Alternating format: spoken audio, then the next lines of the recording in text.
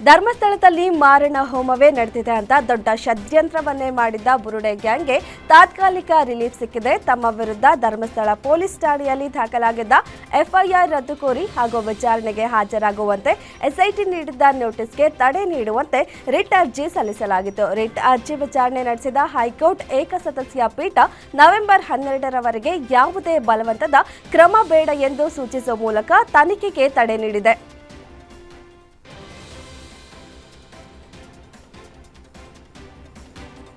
ಧರ್ಮಸ್ಥಳ ಪ್ರಕರಣಕ್ಕೆ ಬಿಜೆಪಿ ನಾಯಕರ ಆಂತರಿಕ ಕಲಹವೇ ಕಾರಣ ಎನ್ನುವ ಹೇಳಿಕೆಗೆ ನಾನು ಈಗಲೂ ಬದ್ಧನಾಗಿದ್ದೇನೆ. ಅದಕ್ಕೆ ಸಂಬಂಧಪಟ್ಟಂತೆ ಹೇಳಿಕೆಗಳು, ಮಾತುಗಳು ನಿಮ್ಮ ಮುಂದಿವೆ ಎಂದು ಡಿಸಿಎಂ ಡಿಕೆ ಶಿವಕುಮಾರ್ ಹೇಳಿದರು. ಧರ್ಮಸ್ಥಳ ಪ್ರಕರಣ ವಿಚಾರದಲ್ಲಿ ವ್ಯಕ್ತಿ, ಕುಟುಂಬ ಮತ್ತು ಸಂಸ್ಥೆಗೆ ಎಷ್ಟು ಹಾನಿ ಮಾಡಬೇಕೋ ಅದನ್ನು ಈಗಾಗಲೇ ಮಾಡಲಾಗಿದೆ. ಒಟ್ಟಿನಲ್ಲಿ ಧರ್ಮ ಮತ್ತು ನ್ಯಾಯ ಉಳಿಯಬೇಕು ಎಂಬುದು ನಮ್ಮ ಅಭಿಲಾಷೆ ಎಂದು ತಿಳಿಸಿದರು.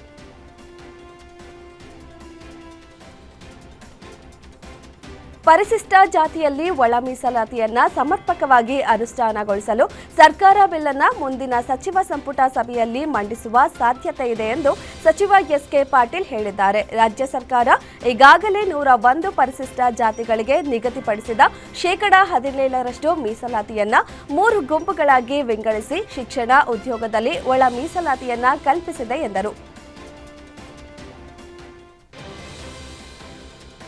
ಮಳೆ ಪ್ರವಾಹದಿಂದ ತೀವ್ರ ಹಾನಿ ಉಂಟಾಗಿರುವ ಹಿನ್ನೆಲೆ ಎನ್ಡಿಆರ್ಎಫ್ ಅಡಿಯಲ್ಲಿ 1545.23 ಕೋಟಿ ಆರ್ಥಿಕ ಸಹಾಯ ಕೋರಿ ಕೇಂದ್ರಕ್ಕೆ ಮನವಿ ಸಲ್ಲಿಸಲು ರಾಜ್ಯ ಸರ್ಕಾರ ತೀರ್ಮಾನಿಸಿದೆ.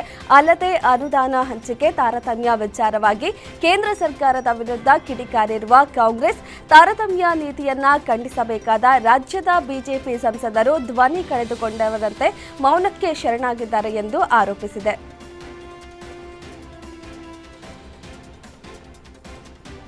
ನವೆಂಬರ್ 21ಕ್ಕೆ ಸಿದ್ದರಾಮಯ್ಯ ಸಿಎಂ ಪಟ್ಟಕ್ಕೇರಿ 2.5 ವರ್ಷ ಆಗತ್ತೆ. ಪವರ್ ಶೇರಿಂಗ್ ಆಗುತ್ತಾ ಅನ್ನೋ ವಿಚಾರ ಮಾತುಗಳೇ ಈಗ ರಾಜ್ಯ ರಾಜಕೀಯದಲ್ಲಿ ಸಂಚಲನ ಮೂಡಿಸುತ್ತಿರೋ ವಿಷಯ. ಟೆಂಪಲ್ ರನ್ ಬಳಿಕ ಈಗ ವಾರಕ್ಕೊಮ್ಮೆ ಡಿಸಿಎಂ ಡಿಕೆಶಿ ದೆಹಲಿ ಪ್ರವಾಸ ಮಾಡ್ತಿದ್ದಾರೆ. ಇನ್ನೊಂದು ಕಡೆ ಸಿದ್ದರಾಮಯ್ಯ ಸೈಲೆಂಟ್ ಆಗಿ ಗೇಮ್ ಪ್ಲಾನ್ ಶುರು ಮಾಡಿದ್ದಾರೆ. ದಲಿತ ಅಹಿಂದ ಅಸ್ತ್ರದಲ್ಲಿ 5 ವರ್ಷ ಸಿಎಂ ಭಾಗ್ಯ ಪಡೆಯಲು ಕಸರತ್ತು ನಡೀತಿದೆ ಎನ್ನಲಾಗ್ತಿದೆ.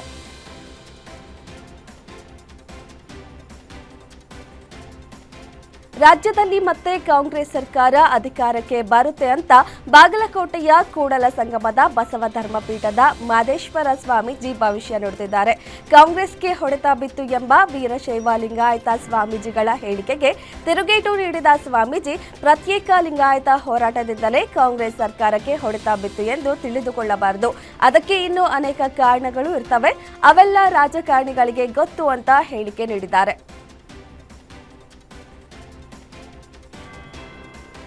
ಪರಿಷತ್ ವಿಪಕ್ಷ ಮುಖ್ಯ ಸಚೇತಕ ಎನ್ ರವಿಕುಮಾರ್ ಮುಖ್ಯಮಂತ್ರಿ ಸಿದ್ದರಾಮಯ್ಯನವರ ಜೊತೆ ಕಾರಿನಲ್ಲಿ ಪ್ರತ್ಯಕ್ಷರಾಗಿರುವುದು ಭಾರಿ ಚರ್ಚೆಗೆ ಗ್ರಾಸವಾಗಿದೆ. ಇದರ ಬೆನ್ನಲ್ಲೇ ಇದೀಗ ಸ್ವತಃ ರವಿಕುಮಾರ್ ಅವರು ಪ್ರತಿಕ್ರಿಯಿಸಿದ್ದು, 33 ಜನರಿಗೆ ಬಂದಿರುವ ಅಪರೂಪದ ಕಾಯಿಲೆ ಬಗ್ಗೆ ಸಿಎಂ ಭೇಟಿ ಮಾಡಿದ್ದೆ, ಕಾರಿನಲ್ಲಿ ಹೋಗುತ್ತಾ ಮಾತನಾಡೋಣ ಎಂದು ಅವರೇ ಹೇಳಿದ್ರು. ಹೀಗಾಗಿ ಅವರ ಕಾರಿನಲ್ಲಿ ಮಾತನಾಡುತ್ತಾ ಬಂದಿರುವುದಾಗಿ ಸ್ಪಷ್ಟಪಡಿಸಿದ್ರು. ಈ ಮೂಲಕ ಎಲ್ಲ ಊಹಾಪೋಹಗಳಿಗೆ ತೆರೆ ಎಳೆದರು.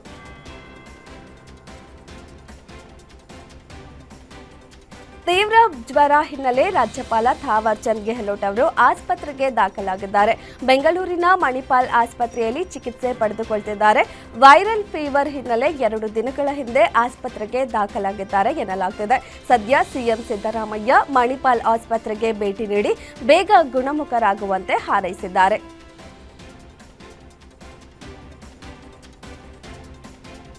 ಸೆಪ್ಟೆಂಬರ್ 22ರಿಂದ ರಾಜ್ಯದಲ್ಲಿ ಆರಂಭವಾಗಿದ್ದ ಸಾಮಾಜಿಕ, ಶೈಕ್ಷಣಿಕ ಮತ್ತು ಆರ್ಥಿಕ ಸಮೀಕ್ಷೆಯ ಮನೆ ಗಣತಿ ಕಾರ್ಯಕ್ಕೆ ಇಂದು ತೆರೆ ಬೀಳಲಿದೆ. ಈ ಬಗ್ಗೆ ಮಾಧ್ಯಮ ಪ್ರಕಟಣೆ ಮೂಲಕ ಮಾಹಿತಿ ನೀಡಿರುವ ಹಿಂದುಳಿದ ವರ್ಗಗಳ ಆಯೋಗ, ಗಣತಿಯಲ್ಲಿ ಭಾಗವಹಿಸಲು ಸಾಧ್ಯವಾಗದೇ ಇರುವವರಿಗಾಗಿ ನವೆಂಬರ್ 10ರವರೆಗೆ ಆನ್ಲೈನ್ ಸಮೀಕ್ಷೆ ಅವಧಿ ವಿಸ್ತರಣೆ ಮಾಡಲಾಗಿದೆ ಎಂದು ತಿಳಿಸಿದೆ.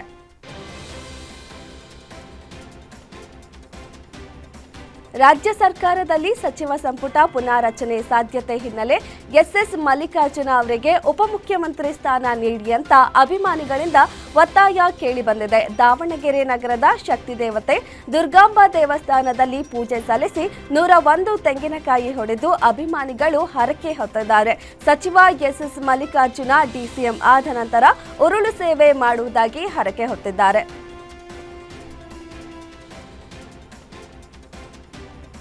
ಧಾರವಾಡ ಜಿಲ್ಲೆಗೆ ಕನ್ನೇರಿ ಶ್ರೀಗಳ ಪ್ರವೇಶಕ್ಕೆ ನಿರ್ಬಂಧ ಹೇರಲು ಜಾಗತಿಕ ಲಿಂಗಾಯತ ಮಹಾಸಭಾದಿಂದ ಜಿಲ್ಲಾಡಳಿತಕ್ಕೆ ಮನವಿ ಮಾಡಲಾಗಿದೆ. ಧಾರವಾಡ ಜಿಲ್ಲೆಯ ಅಣ್ಣಿಗೇರಿ ತಾಲೂಕಿನ ಹಳ್ಳಿಕೆರೆ ಗ್ರಾಮಕ್ಕೆ ಕನ್ನೇರಿ ಶ್ರೀಗಳು ಆಗಮಿಸಲಿದ್ದಾರೆ. ಆದರೆ ಈ ಕಾರ್ಯಕ್ರಮಕ್ಕೆ ಶ್ರೀಗಳ ಪ್ರವೇಶಕ್ಕೆ ನಿರ್ಬಂಧಿಸಬೇಕು. ಲಿಂಗಾಯತ ಶ್ರೀಗಳ ಬಗ್ಗೆ ಅವಹೇಳನಕಾರಿ ಭಾಷಣ ಮಾಡ್ತಾರೆ, ಜನರ ಭಾವನೆಗೆ ಧಕ್ಕೆಯಾಗುತ್ತದೆ ಅಂತ ಲಿಂಗಾಯತ ಮಹಾಸಭಾ ಮನವಿ ಮಾಡಿದೆ.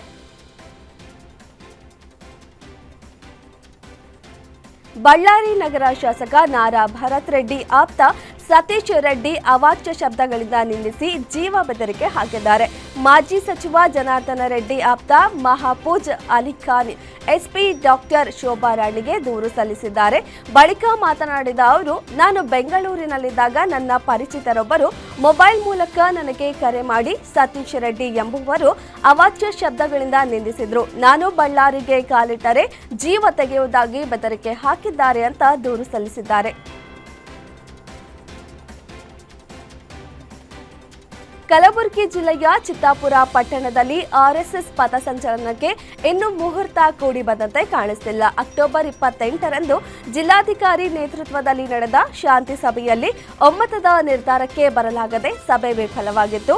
ಸಭೆಯ ವರದಿಯನ್ನ ಹೈಕೋರ್ಟ್ಗೆ ಜಿಲ್ಲಾಡಳಿತ ಸಲ್ಲಿಸಿದ್ದು, ನಿನ್ನೆ ಮತ್ತೆ ಹೈಕೋರ್ಟ್ನಲ್ಲಿ ಅರ್ಜಿ ವಿಚಾರಣೆ ನಡೆದಿದ್ದು, ನವೆಂಬರ್ 7ರಂದು ಕೋರ್ಟ್ನಲ್ಲಿ ನಡೆಯುವ ವಿಚಾರಣೆ ಮೇಲೆ ಚಿತ್ತಾಪುರ ಪಥಸಂಚಲನ ಭವಿಷ್ಯ ನಿಂತಿದೆ.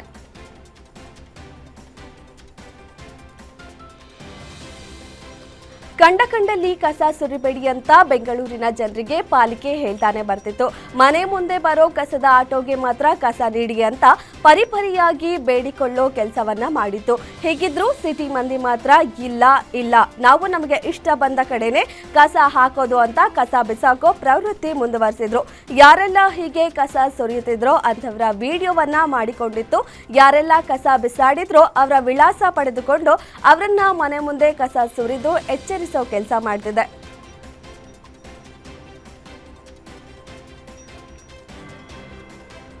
ದುರಸ್ತಿ ವೇಳೆ ಕಟ್ಟಡದಿಂದ ಬಿದ್ದು ಓರ್ವ ಕಾರ್ಮಿಕ ಸಾವನ್ನಪ್ಪಿದ ಘಟನೆ ಬೆಂಗಳೂರಿನ ಮಹದೇವಪುರದ ಮುಖ್ಯ ರಸ್ತೆಯಲ್ಲಿ ನಡೆದಿದೆ.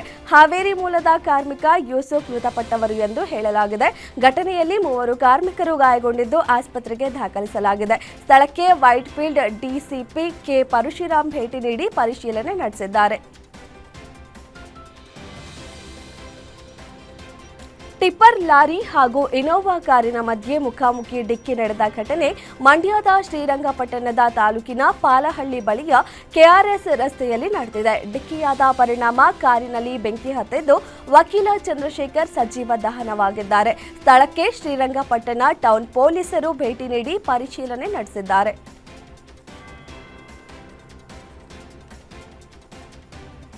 ಕಳೆದ ಕೆಲ ದಿನಗಳಿಂದ ರಾಜ್ಯದಲ್ಲಿ ಬಿಡದೆ ಅಬ್ಬರಿಸುತ್ತಿದ್ದ ಮಳೆರಾಯ ಕೊಂಚ ಸೈಲೆಂಟ್ ಆಗಿದ್ದು, ಇಂದು ಕೆಲ ಜಿಲ್ಲೆಗಳಲ್ಲಿ ಮಾತ್ರ ಸಾಧಾರಣ ಮಳೆಯಾಗುವ ಸಾಧ್ಯತೆ ಇದೆ. ಕರಾವಳಿ ಮತ್ತು ದಕ್ಷಿಣ ಒಳನಾಡು ಭಾಗದ ಕೆಲ ಜಿಲ್ಲೆಗಳಲ್ಲಿ ಸಣ್ಣ ಪ್ರಮಾಣದ ಮಳೆಯಾಗಲಿದ್ದು, ಉತ್ತರ ಒಳನಾಡು ಭಾಗದಲ್ಲಿ ಒಣಹವೆ ಇರಲಿದೆ. ಬೆಂಗಳೂರು ನಗರದಲ್ಲಿ ಮೋಡ ಕವಿದ ವಾತಾವರಣ ಕಂಡುಬರಲಿದೆ ಎಂದು ಹವಾಮಾನ ಇಲಾಖೆ ತಿಳಿಸಿದೆ.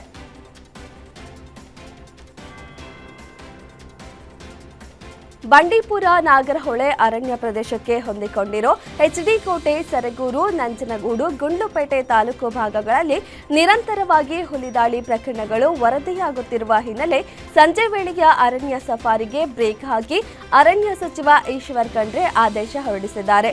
ಹುಲಿದಾಳಿ ತಡೆಗಟ್ಟುವಂತೆ ರೈತ ಸಂಘಟನೆಗಳಿಂದ ಒತ್ತಾಯದ ಹಿನ್ನೆಲೆ ಸಂಜೆ ವೇಳೆಯ ಸಫಾರಿಗೆ ಬ್ರೇಕ್ ಹಾಕಲಾಗಿದೆ. ನಮ್ಮ ಮೆಟ್ರೋ ಜೀವ ಉಳಿಸುವ ಕಾರ್ಯದಲ್ಲಿ ಮಹತ್ವದ ಪಾತ್ರ ವಹಿಸಿದೆ. ಯಶವಂತಪುರದಿಂದ ಬೊಮ್ಮಸಂದ್ರದವರೆಗೆ ಅಂಗಾಂಗಗಳನ್ನು ತ್ವರಿತವಾಗಿ ಸಾಗಿಸಲು ಮೆಟ್ರೋ ನೆರವಾಗಿದೆ. ಗರಗುಂಟೆಪಾಳ್ಯದಿಂದ ಬನಶಂಕರಿವರೆಗೆ 41 ನಿಮಿಷಗಳಲ್ಲಿ 17 ನಿಲ್ದಾಣಗಳನ್ನು ಕ್ರಮಿಸಲಾಗಿದೆ. ಈ ತ್ವರಿತ ಸಾರಿಗೆಯಿಂದ ಅಂಗಾಂಗಗಳು ಸುರಕ್ಷಿತವಾಗಿ ಆಸ್ಪತ್ರೆ ತಲುಪಿವೆ, ಬಿಎಂಆರ್ಸಿಎಲ್ ತಿಳಿಸಿದೆ.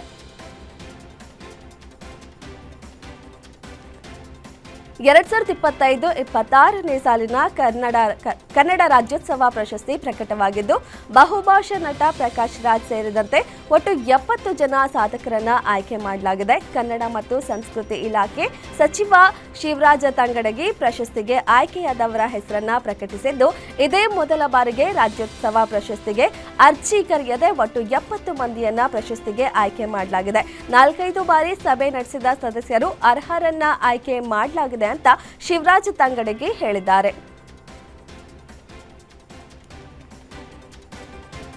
ಪ್ರಧಾನಿ ಮೋದಿ 2 ದಿನ ಗುಜರಾತ್ ಪ್ರವಾಸ ಕೈಗೊಂಡಿದ್ದು, ಇಂದು ಸರ್ದಾರ್ ವಲ್ಲಭ್ ಪಟೇಲ್ ಅವರ 150ನೇ ಜನ್ಮ ದಿನಾಚರಣೆಯಲ್ಲಿ ಭಾಗವಹಿಸಲಿದ್ದಾರೆ. ವಡೋದರಾ ವಿಮಾನ ನಿಲ್ದಾಣ ತಲುಪಿದ ನಂತರ ಪ್ರಧಾನಿ ಮೋದಿ ರಸ್ತೆ ಮೂಲಕ ಕೆವಾಡಿಯಾ ತಲುಪಿದರು. ಇಲ್ಲಿ ಪ್ರಧಾನಿ ಮೋದಿ ಏಕತಾ ನಗರ ಮತ್ತು ರಾಜ್ಪಿಪ್ಲಾದಲ್ಲಿ 1520 ಕೋಟಿ ರು ಮೌಲ್ಯದ ಅಭಿವೃದ್ಧಿ ಯೋಜನೆಗಳನ್ನು ಉದ್ಘಾಟಿಸಿ ಶಂಕುಸ್ಥಾಪನೆ ಮಾಡಿದರು.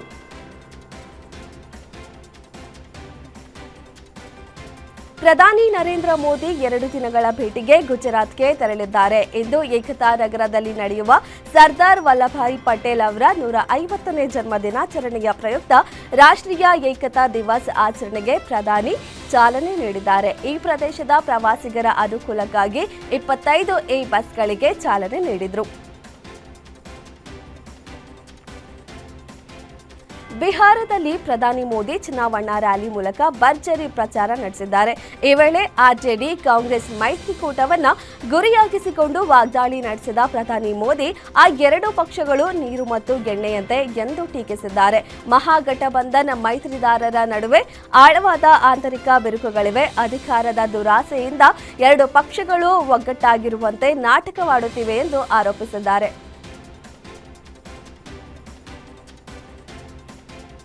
ಮತಗಳಿಗಾಗಿ ಛಾತಿ ಮೈಯಾಗೆ ಕಾಂಗ್ರೆಸ್ ಅವಮಾನ ಮಾಡ್ತಿದೆ ಎಂದು ಪ್ರಧಾನಿ ನರೇಂದ್ರ ಮೋದಿ ಕಾಂಗ್ರೆಸ್ ವಿರುದ್ಧ ಕಿಡಿಕಾರಿದ್ದಾರೆ. ಮಹಿಳೆಯರು 1 ಗುಟುಕು ನೀರು ಕುಡಿಯದೆ ದೀರ್ಘ ಉಪವಾಸ ಆಚರಿಸಿ ಗಂಗಾ ನದಿಯಲ್ಲಿ ಸೂರ್ಯದೇವನಿಗೆ ಅರ್ಘ್ಯ ಅರ್ಪಿಸುತ್ತಾರೆ. ಇದು ಕಾಂಗ್ರೆಸ್ಗೆ ನಾಟಕದಂತೆ ಕಾಣುತ್ತೆ ಎಂದು ಮೋದಿ ಪ್ರಶ್ನಿಸಿದ್ದಾರೆ. ಬಿಹಾರದ ತಾಯಂದಿರು ಸಹೋದರಿಯರು ಛಾತಿ ಮೈಯಾಗೆ ಆದ ಅವಮಾನವನ್ನ ಸಹಿಸಿಕೊಳ್ತಾರಾ? ಖಂಡಿತವಾಗಿಯೂ ಇಲ್ಲ ಎಂದರು.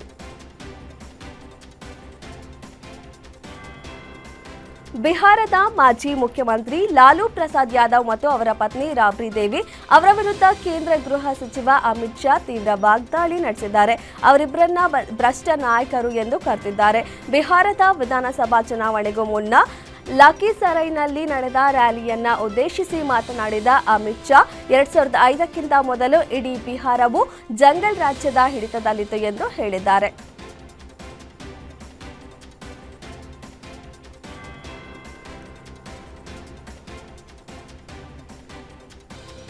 ಬಿಹಾರ ರಾಜ್ಯದಲ್ಲಿ ನಡೆದ ಸಾರ್ವಜನಿಕ ರ್ಯಾಲಿಯಲ್ಲಿ ಪ್ರಧಾನಿ ನರೇಂದ್ರ ಮೋದಿ ವಿರುದ್ಧ ಅವಹೇಳನಕಾರಿ ಮತ್ತು ವೈಯಕ್ತಿಕ ಹೇಳಿಕೆಗಳನ್ನು ನೀಡಿದ್ದ ಆರೋಪದ ಲೋಕಸಭೆಯ ವಿರೋಧ ಪಕ್ಷದ ನಾಯಕ ರಾಹುಲ್ ಗಾಂಧಿ ವಿರುದ್ಧ ಬಿಜೆಪಿ ಬಿಹಾರ ಘಟಕವು ರಾಜ್ಯ ಮುಖ್ಯ ಚುನಾವಣಾ ಅಧಿಕಾರಿಗೆ ದೂರು ದಾಖಲಿಸಿದೆ.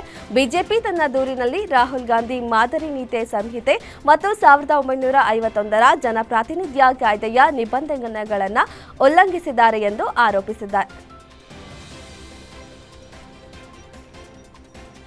ಮುಂಬೈನಲ್ಲಿ ಸಿನಿಮೀಯ ಘಟನೆಯೊಂದು ನಡೆದಿದೆ. ವೆಬ್ ಸೀರೀಸ್ಗೆ ಆಡಿಷನ್ ನಡೆಸಲಾಗುತ್ತಿದೆ ಎಂದು 17 ಮಕ್ಕಳನ್ನ ಕರೆಸಿದ ರೋಹಿತ್ ಆರ್ಯ ಎಂಬ ವ್ಯಕ್ತಿ ಮುಂಬೈನ RS ಸ್ಟುಡಿಯೋದಲ್ಲಿ ಆ ಮಕ್ಕಳನ್ನ ಮತ್ತು ಇನ್ನಿಬ್ಬರನ್ನ ಒತ್ತೆಯಾಳಾಗಿರಿಸಿಕೊಂಡಿದ್ದ.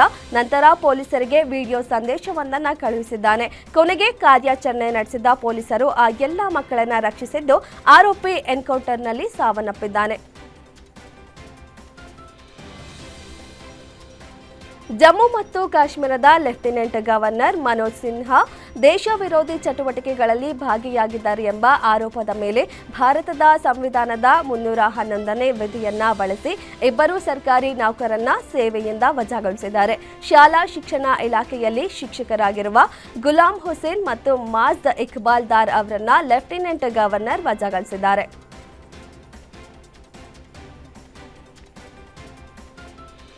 ಮಧ್ಯಪ್ರದೇಶದ ದಾರ್ನಲ್ಲಿ ಸೇತುವೆ ನಿರ್ಮಾಣ ಸ್ಥಳದಲ್ಲಿ ಕ್ರೇನ್ ಉರುಳಿ ಇಬ್ಬರು ಸಾವನ್ನಪ್ಪಿರುವ ಘಟನೆ ನಡೆದಿದೆ. ಬೈಕ್ ಸವಾರ ಸೇರಿದಂತೆ ಹಲವಾರು ಜನರು ಸಿಲುಕಿಕೊಂಡಿದ್ದಾರೆ ಎಂದು ವರದಿಯಾಗಿದೆ. ರೈಲ್ವೆ ಸೇತುವೆ ನಿರ್ಮಾಣ ಕಾರ್ಯದಲ್ಲಿ ತೊಡಗಿದ್ದ ಕ್ರೇನ್ ಇದ್ದಕ್ಕಿದ್ದಂತೆ ಉರುಳಿ ಹಾದು ಹೋಗ್ತಿದ್ದ ಪಿಕಪ್ ಟ್ರಕ್ ಮೇಲೆ ಬಿದ್ದಿದೆ. ಟ್ರಕ್ನಲ್ಲಿದ್ದ ಇಬ್ಬರು ಸಾವನ್ನಪ್ಪಿದ್ದಾರೆ. ಕಪಿಲ್ ಸಹಾನಿ, ಅಮಿತ್ ಅಗರ್ವಾಲ್ ಎಂದು ಗುರುತಿಸಲಾಗಿದೆ.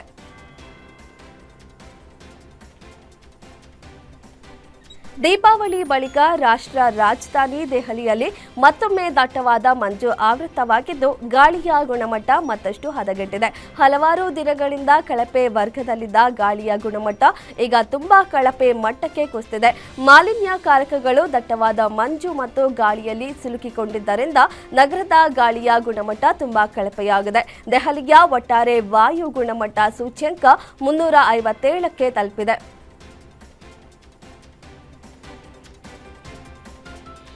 ಅಪ್ರಾಪ್ತ ಬಾಲಕನೊಬ್ಬ 3 ವರ್ಷದ ಬಾಲಕಿ ಮೇಲೆ ಕಾರು ಹತ್ತಿಸಿರುವ ಘಟನೆ ಗುಜರಾತ್ನ ಅಹಮದಾಬಾದ್ನಲ್ಲಿ ನಡೆದಿದೆ. 3 ವರ್ಷದ ಬಾಲಕಿಯ ಮೇಲೆ ಕಾರು ಹರಿದ ಆಘಾತಕಾರಿ ಘಟನೆ ಸಿಸಿಟಿವಿಯಲ್ಲಿ ಸೆರೆಯಾಗಿದೆ. ಆದರೆ ಬಾಲಕಿ ವಾಹನದ ಕೆಳಗೆ ಬಿದ್ದ ನಂತರ ಬದುಕುಳಿದಿದೆ. ಪೊಲೀಸರು ಪ್ರಕರಣ ದಾಖಲಿಸಿದ್ದು ಕಾರು ಮಾಲೀಕರ ವಿರುದ್ಧವೂ ತನಿಖೆ ಆರಂಭಿಸಿದ್ದಾರೆ.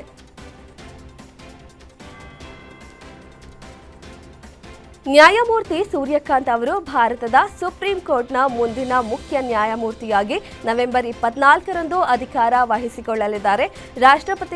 ರಾಷ್ಟ್ರಪತಿಗಳು ಸುಪ್ರೀಂ ಕೋರ್ಟ್ನ 2ನೇ ಹಿರಿಯ ನ್ಯಾಯಾಧೀಶರಾದ ನ್ಯಾಯಮೂರ್ತಿ ಸೂರ್ಯಕಾಂತ್ ಅವರನ್ನ ಭಾರತದ ಮುಖ್ಯ ನ್ಯಾಯಮೂರ್ತಿಯಾಗಿ ನೇಮಿಸಿದ್ದಾರೆ. ಪ್ರಸ್ತುತ ಸಿಜೆಐ ಆಗಿರುವ ಬಿಆರ್ ಗವಾಯಿ ಅವರು ನವೆಂಬರ್ 23ರಂದು ನಿವೃತ್ತರಾಗಲಿದ್ದಾರೆ.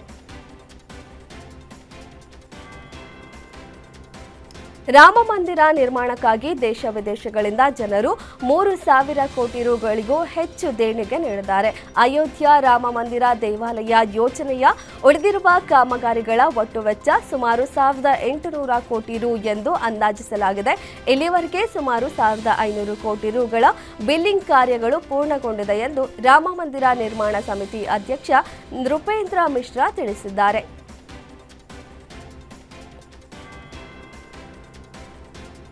ಚೀನಾ ಮೇಲೆ ಅಮೆರಿಕ ವಿಧಿಸುತ್ತಿರುವ ಶೇಕಡ 57ರಷ್ಟು ಟ್ಯಾರಿಫ್ ಅನ್ನು ಶೇಕಡ 47ಕ್ಕೆ ಇಳಿಸಲಾಗುವುದು ಎಂದು ಅಮೆರಿಕ ಅಧ್ಯಕ್ಷ ಡೊನಾಲ್ಡ್ ಟ್ರಂಪ್ ಹೇಳಿದ್ದಾರೆ. ಸೌತ್ ಕೊರಿಯಾದ ಬುಸನ್ ನಗರದಲ್ಲಿ ನಡೆಯುತ್ತಿರುವ ಎಪಿಇಸಿ ಶೃಂಗಸಭೆಗೆ ಮುನ್ನ ಚೀನಾ ಮುಖ್ಯಸ್ಥ ಶಿ ಜಿನ್ಪಿಂಗ್ ಅವರನ್ನ ಡೊನಾಲ್ಡ್ ಟ್ರಂಪ್ ಭೇಟಿ ಮಾಡಿ ಟ್ರೇಡ್ ಡೀಲ್ ಮಾತುಕತೆ ಅಂತಿಮಗೊಳಿಸಿರುವುದು ತಿಳಿದು ಬಂದಿದೆ.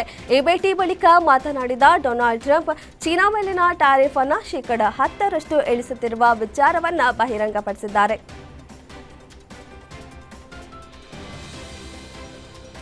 6 ವರ್ಷಗಳ ಬಳಿಕ ಅಮೆರಿಕ ಅಧ್ಯಕ್ಷ ಡೊನಾಲ್ಡ್ ಟ್ರಂಪ್ ಹಾಗೂ ಚೀನಾ ಅಧ್ಯಕ್ಷ ಸಿ ಜಿನ್ಪಿಂಗ್ ಭೇಟಿಯಾಗಿದ್ದಾರೆ. ಉಭಯ ನಾಯಕರು ಗಂಟೆಗಳ ಕಾಲ ಚರ್ಚೆ ನಡೆಸಿದರು. ಡೊನಾಲ್ಡ್ ಟ್ರಂಪ್ ಅವರು ಚೀನಾದೊಂದಿಗೆ 1 ವರ್ಷದ ಅವಧಿಗೆ ವಿಸ್ತರಿಸಬಹುದಾದ ಒಪ್ಪಂದವನ್ನ ಘೋಷಿಸಿದ್ದಾರೆ. ಅಪರೂಪದ ಭೂಮಿಯ ಖನಿಜಗಳ ಪೂರೈಕೆಗೆ ಸಂಬಂಧಿಸಿದಂತೆ ಮುಂದಿನ ವರ್ಷ ಏಪ್ರಿಲ್ನಲ್ಲಿ ಬೀಜಿಂಗ್ಗೆ ಭೇಟಿ ನೀಡುವುದಾಗಿ ಹೇಳಿದ್ದಾರೆ.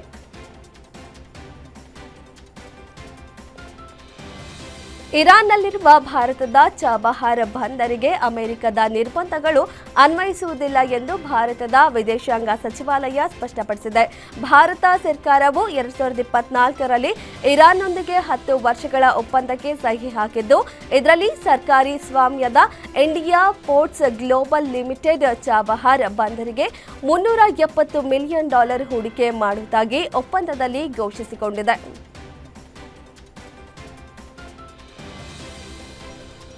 ಖೈಬರ್ ಪಖ್ತೂನ್ವಾದ ಖುರ್ರಂ ಜಿಲ್ಲೆಯ ಅಫ್ಘಾನ್ ಗಡಿಯ ಬಳಿ ಉಗ್ರರೊಂದಿಗೆ ಘರ್ಷಣೆಯಲ್ಲಿ ಪಾಕಿಸ್ತಾನಿ ಸೇನಾ ಕ್ಯಾಪ್ಟನ್ ಸೇರಿದಂತೆ 6 ಸೈನಿಕರು ಸಾವನ್ನಪ್ಪಿದ್ದಾರೆ. ಖುರ್ರಂನ ಡೋಗರ್ ಪ್ರದೇಶದಲ್ಲಿ ನಿಗದಿತ ಮಾಹಿತಿಯನ್ನ ಆಧರಿಸಿ ಕಾರ್ಯಾಚರಣೆಯಲ್ಲಿ ಕನಿಷ್ಠ 7 ಉಗ್ರರು ಸಾವನ್ನಪ್ಪಿದ್ದಾರೆ. ನಿಷೇಧಿತ ತೆಹ್ರಿಕ್ ಇ ತಾಲಿಬಾನ್ ಪಾಕಿಸ್ತಾನ್ಗೆ ಸೇರಿದ ಉಗ್ರಗಾಮಿಗಳನ್ನು ಹತ್ತಿಕ್ಕಲು ಪಾಕಿಸ್ತಾನಿ ಸೇನೆ ಪ್ರಯತ್ನ ನಡೆಸುತ್ತಿದೆ.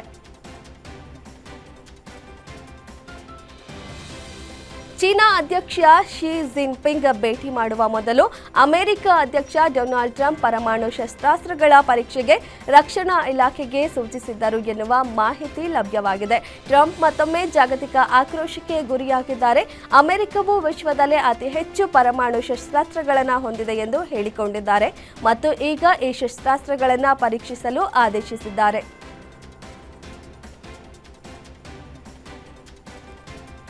ಪೊಲೀಸರು ಹಾಗೂ ಡ್ರಗ್ ಮಾಫಿಯಾದವರ ನಡುವೆ ಬ್ರೆಜಿಲ್ನಲ್ಲಿ ಭಾರೀ ಗುಂಡಿನ ಚಕಮಕಿ ನಡೆದಿದೆ. ಪರಿಣಾಮ 4 ಪೊಲೀಸರು ಸೇರಿದಂತೆ ಒಟ್ಟು 130ಕ್ಕೂ ಅಧಿಕ ಮಂದಿ ಮೃತಪಟ್ಟಿದ್ದಾರೆ. ಬ್ರೆಜಿಲ್ನಲ್ಲಿ ರಿಯೋ ಡಿ ಜನೈರೋ ಗ್ಯಾಂಗ್ ಮೇಲೆ ಪೊಲೀಸರು ದಾಳಿ ನಡೆಸಿದ್ದಾರೆ. ಮಾದಕ ವಸ್ತು ಕಳ್ಳಸಾಗಣೆ ಗ್ಯಾಂಗ್ ಮೇಲೆ ಬೃಹತ್ ದಾಳಿ ನಡೆಸಿ 81 ಶಂಕಿತರನ್ನ ಬಂಧಿಸಿದ್ದಾರೆ.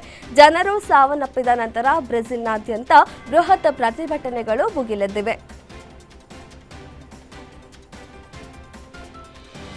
30ನೇ ವಾರ್ಷಿಕೋತ್ಸವವನ್ನು ಆಚರಿಸುತ್ತಿರುವ ಯುರೋಪಿನ ಮೊದಲ ಹಿಂದೂ ಶಿಲಾ ದೇವಾಲಯಕ್ಕೆ ಕಿಂಗ್ ಚಾರ್ಲ್ಸ್ ರಾಣಿ ಕ್ಯಾಮಿಲಾ ಭೇಟಿ ನೀಡಿದರು.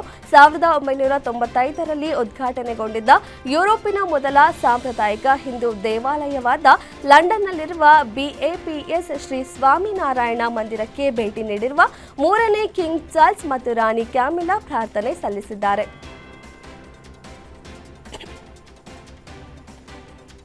ಜೇಮಿಯಾ ರೋಡ್ರಿಗಸ್ ಶತಕ ಹಾಗೂ ಹರ್ಮನ್ಪ್ರೀತ್ ಕೌರ್ ಅರ್ಧಶತಕದ ಬಲದಿಂದ ಭಾರತ ಮಹಿಳಾ ತಂಡ ಸೆಮಿಫೈನಲ್ ಪಂದ್ಯದಲ್ಲಿ ಆಸ್ಟ್ರೇಲಿಯಾ ವಿರುದ್ಧ 5 ವಿಕೆಟ್ ರೋಚಕ ಗೆಲುವು ಸಾಧಿಸಿದೆ. ಆ ಮೂಲಕ 2025ರ ICCI ಮಹಿಳಾ ಏಕದಿನ ವಿಶ್ವಕಪ್ ಟೂರ್ನಿಯಲ್ಲಿ ಫೈನಲ್ಗೆ ಪ್ರವೇಶ ಮಾಡಿದೆ. ನವೆಂಬರ್ 2ರಂದು ಫೈನಲ್ನಲ್ಲಿ ದಕ್ಷಿಣ ಆಫ್ರಿಕಾ ತಂಡವನ್ನು ಭಾರತ ತಂಡ ಎದುರಿಸಲಿದೆ. ICC ಮಹಿಳಾ ವಿಶ್ವಕಪ್ನಲ್ಲಿ 7 ಬೀಳುಗಳೊಂದಿಗೆ ಸೆಮಿಫೈನಲ್ ತಲುಪುವಲ್ಲಿ ಭಾರತೀಯ ಮಹಿಳಾ ಕ್ರಿಕೆಟ್ ತಂಡ ಯಶಸ್ವಿಯಾಗಿದೆ. ಇಡೀ ಸರಣಿಯಲ್ಲಿ ತಂಡವನ್ನು ಬೆಂಬಿಡದೆ ಭೂತದಂತೆ ಕಾಡಿದ ಅದೊಂದು ನ್ಯೂನ್ಯತೆಯನ್ನ ತಂಡದ ಆಟಗಾರ್ತಿಯರು ಸರಿಪಡಿಸಿಕೊಳ್ಳುವ ಯತ್ನ ಮಾಡದಂತೆ ಕಾಡ್ತಿಲ್ಲ.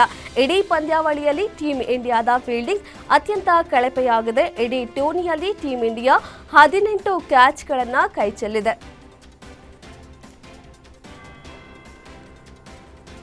ಕ್ರಿಕೆಟ್ ಅಭ್ಯಾಸದ ವೇಳೆ ಚೆಂಡು ತಲೆಗೆ ತಗಲಿ ಯುವ ಕ್ರಿಕೆಟಿಗನೊಬ್ಬ ಮೃತಪಟ್ಟ ದಾರುಣ ಘಟನೆ ಆಸ್ಟ್ರೇಲಿಯಾದಲ್ಲಿ ನಡೆದಿದೆ. ಸ್ಥಳೀಯ ಫೆಂಟ್ರಿ ಗಲ್ಲಿ ಕ್ರಿಕೆಟ್ ಕ್ಲಬ್ನಲ್ಲಿ ತಾಲೀಮು ನಡೆಸುತ್ತಿದ್ದ 17 ವರ್ಷದ ಬೆನ್ ಆಸ್ಟಿನ್ ಮೃತಪಟ್ಟ ಬಾಲಕ. ಚೆಂಡು ಕುತ್ತಿಗೆಗೆ ಬಡಿದು ದುರಂತ ಘಟನೆ ಸಂಭವಿಸಿದ್ದು ಕ್ರಿಕೆಟ್ ಜಗತ್ತನ್ನ ಶೋಕ ಸಾಗರದಲ್ಲಿ ಮುಳುಗಿಸಿದೆ. ಮುಂಬರುವ 2026ರ ಇಂಡಿಯನ್ ಪ್ರೀಮಿಯರ್ ಲೀಗ್ ಟೂರ್ನಿಯ ನಿಮಿತ್ತ ಅಭಿಷೇಕ್ ಶರ್ಮಾ ಅವರು ಕೋಲ್ಕತಾ ನೈಟ್ ರೈಡರ್ಸ್ ತಂಡಕ್ಕೆ ನೂತನ ಹೆಡ್ ಕೋಚ್ ಆಗಿ ನೇಮಕಗೊಂಡಿದ್ದಾರೆ. ಆ ಮೂಲಕ ಚಂದ್ರಕಾಂತ್ ಪಂಡಿತ್ ಸ್ಥಾನವನ್ನು ಅಲಂಕರಿಸಿದ್ದಾರೆ. ಅಭಿಷೇಕ್ ನಾಯರ್ ಅವರು ಹಲವು ವರ್ಷಗಳ ಕಾಲ ಕೋಲ್ಕತಾ ಫ್ರಾಂಚೈಸಿಯಲ್ಲಿ ಸಹಾಯಕ ಕೋಚ್ ಸೇರಿದಂತೆ ಹಲವು ಹುದ್ದೆಗಳನ್ನು ನಿರ್ವಹಿಸಿದ್ದಾರೆ. ಬಹುನಿರೀಕ್ಷಿತ ಫಿಡೆ ಚೆಸ್ ವಿಶ್ವಕಪ್ ಪಂದ್ಯಾವಳಿಗೆ ವೇದಿಕೆ ಸಜ್ಜಾಗಿದೆ. ಇಂದಿನಿಂದ ಕೂಟಕ್ಕೆ ಗೋವಾದಲ್ಲಿ ಚಾಲನೆ ಸಿಗಲಿದೆ. ನವೆಂಬರ್ 27ರವರೆಗೆ ಪಂದ್ಯಾವಳಿ ನಡೆಯಲಿದೆ. 2ನೇ ಬಾರಿಗೆ ಭಾರತ ಟೂರ್ನಿಗೆ ಆತಿಥ್ಯ ವಹಿಸುತ್ತಿದೆ. 2002ರಲ್ಲಿ ಕೊನೆಯ ಬಾರಿ ಚೆಸ್ ವಿಶ್ವಕಪ್ನ ಆತಿಥ್ಯ ವಹಿಸಿದಾಗ ಹೈದರಾಬಾದಿನಲ್ಲಿ ಟೂರ್ನಿ ನಡೆದಿತ್ತು. ವಿಶ್ವನಾಥ್ ಆನಂದ್ ಆ ವರ್ಷ ಪ್ರಶಸ್ತಿ ಗೆದ್ದುಕೊಂಡಿದ್ದರು. ನಟ ದರ್ಶನ್ ಅವರು ರೇಣುಕಾಸ್ವಾಮಿ ಕೊಲೆ ಕೇಸ್ನಲ್ಲಿ 2ನೇ ಬಾರಿಗೆ ಜೈಲು ಸೇರಿ 2.5 ತಿಂಗಳು ಕಳೆದಿದೆ. ಆಗಸ್ಟ್ 14ರಂದು ದರ್ಶನ್ ಜೈಲು ಸೇರಿದ್ರು. ಸದ್ಯ ಅವರು ಬೆಂಗಳೂರಿನ ಪರಪ್ಪನ ಅಗ್ರಹಾರ ಜೈಲಿನಲ್ಲಿ ಇದ್ದಾರೆ. ಅವರು 2.5 ತಿಂಗಳಲ್ಲಿ ಬರೋಬ್ಬರಿ 13 ಕೆಜಿ ದೇಹದ ತೂಕ ಕಳೆದುಕೊಂಡಿದ್ದಾರೆ ಎಂದು ವರದಿಯಾಗಿದೆ.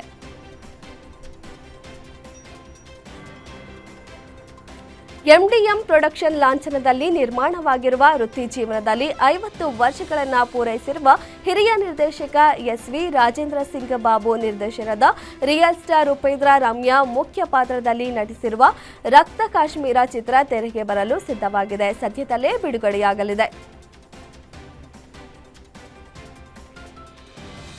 ಸರ್ಕಾರ ನೀಡುವ ಡಾಕ್ಟರ್ ರಾಜ್ಕುಮಾರ್ ಪ್ರಶಸ್ತಿ, ವಿಷ್ಣುವರ್ಧನ್ ಪ್ರಶಸ್ತಿ ಮತ್ತು ಪುಟ್ಟಣ್ಣ ಕಣಗಾರ್ ಪ್ರಶಸ್ತಿಯನ್ನ ಘೋಷಿಸಿದೆ. ಹಿರಿಯ ನಟಿ ಮಾಜಿ ಸಚಿವೆ ಉಮಾಶ್ರೀ ಅವರಿಗೆ ಡಾಕ್ಟರ್ ರಾಜ್ಕುಮಾರ್ ಪ್ರಶಸ್ತಿಯನ್ನ ಘೋಷಿಸಿದೆ.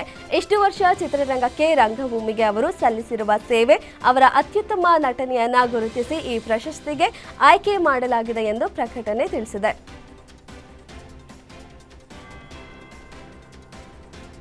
ಕರ್ನಾಟಕ ರಾಜ್ಯೋತ್ಸವದ ಪ್ರಯುಕ್ತ ಹೊಂಬಾಳೆ ಫಿಲ್ಮ್ಸ್ ಕಾಂತಾರ ಚಾಪ್ಟರ್ 1 ಸಿನಿಮಾದ ಟಿಕೆಟ್ ದರಗಳನ್ನು ಗಣನೀಯವಾಗಿ ಇಳಿಸಿದೆ. ಸಿಂಗಲ್ ಸ್ಕ್ರೀನ್ನ ಟಿಕೆಟ್ ದರ 99 ರು ಮತ್ತು ಮಲ್ಟಿಪ್ಲೆಕ್ಸ್ ಟಿಕೆಟ್ ದರ 150 ರು ನಿಗದಿಪಡಿಸಿದೆ.